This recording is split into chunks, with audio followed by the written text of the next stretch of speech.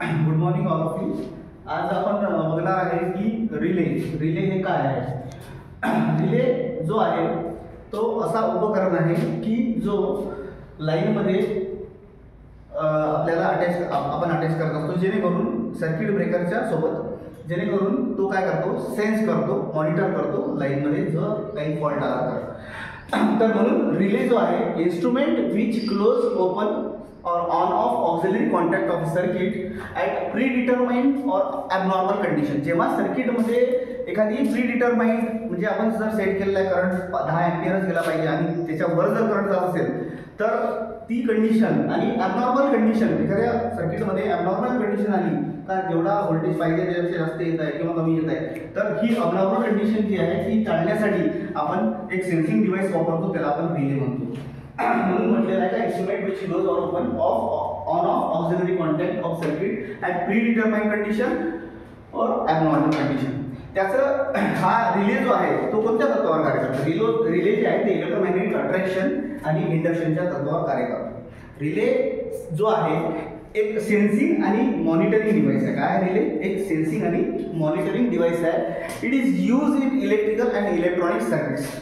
हे कुठे वापरले जातं की इलेक्ट्रिकल आणि इलेक्ट्रॉनिक सर्किटमध्ये हे रिले जे आहे ते वापरले जातात. रिले जे आहे ती कंडिशननुसार वापरले जातो. कोणती कंडिशन आहे म्हणजे relay available as per condition off voltage, current, frequency किंवा इन्क्लुडिंग टेम्परेचर और इन्क्लुडिंग ऑल. जर सर्व कंडिशन आपल्याला हवे असतील तर सर्किटमधल्या ऑब्झर्व करायचे असतील, आपल्याला सेन्स करायचे असतील तर सुद्धा रिले वेगवेगळ्या प्रकारचे आपण वापरतो.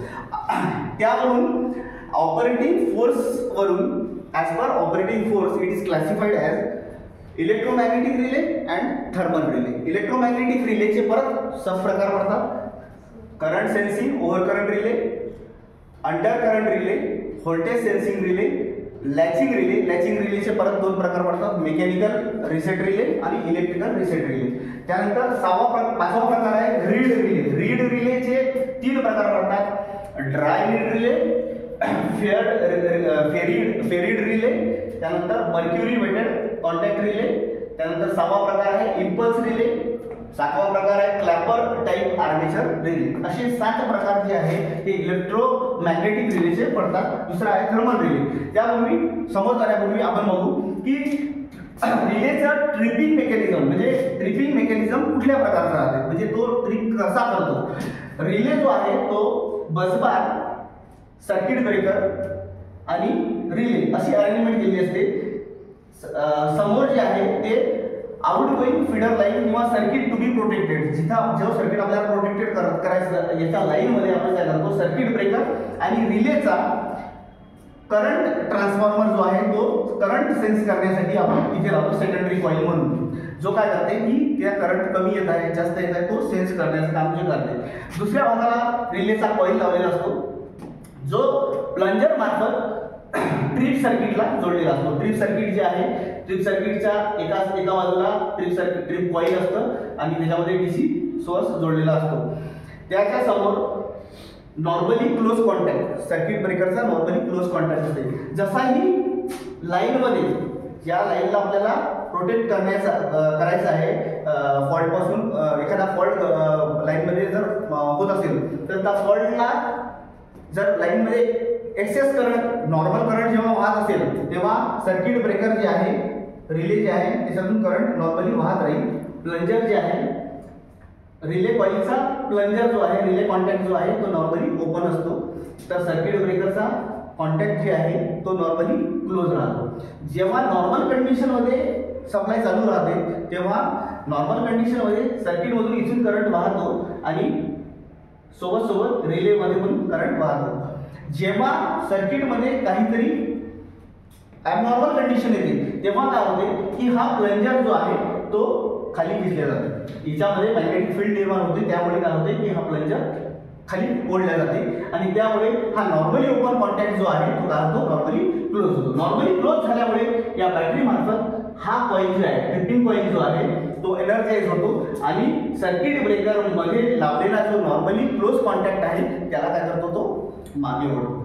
मागे ओढल्यामुळे इथून जाणारी जी लाईन आहे, या त्याच्यामधून जाणारा सप्लाय जो आहे तो काय होतो, ओपन होतो आणि ओपन झाल्यामुळे आपल्या समोरचं सर्किट जे आहे, सर्किट जे आपल्याला प्रोटेक्ट करायचं आहे फॉल्ट पासून, ज्या सर्किटमध्ये फॉल्ट झालेला आहे त्या सर्किटला आपल्याला प्रोटेक्ट करायचा आहे, तो जे आहे तो सर्किट प्रोटेक्ट होतो किंवा समोरचे अप्लायन्सेस जे आहेत ते काय होते प्रोटेक्ट केल्या जातात, जसं ट्रान्सफॉर्मर वगैरे.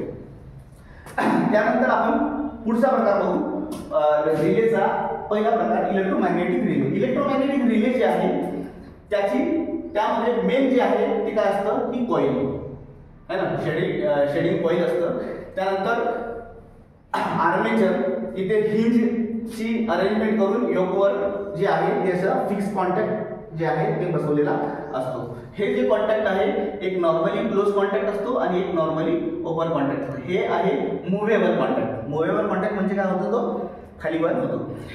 नॉर्मल कंडिशनमध्ये जेव्हा सर्किटमधून व्यवस्थित सप्लाय वाहत असते तेव्हा हा जो कॉन्टॅक्ट आहे तो नॉर्मली क्लोज राहते.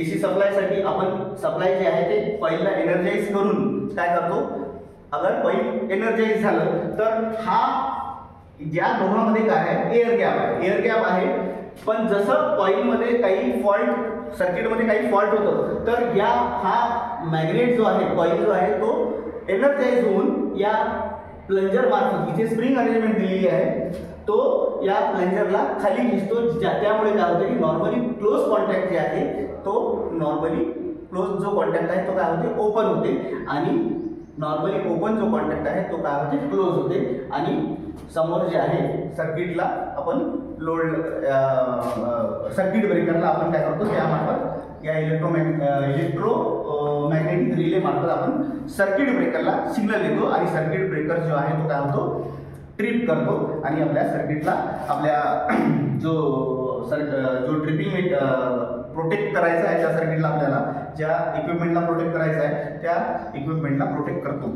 अशा प्रकारे आपण आज रिले त्याचं डेफिनेशन काय आहे, रिले म्हणजे काय आहे आणि त्याचा कुठं वापर करतात, मॉनिटरिंग आणि सेन्सिंग डिव्हाइस आहे याबद्दल पूर्ण त्याचे टाईप याबद्दल आपण माहिती घेतली. असं करत आपण पुढच्या लेक्चरमध्ये, पुढच्या क्लासमध्ये आपण रिलेचा दुसरा प्रकार जे आहे तो अभ्यासू.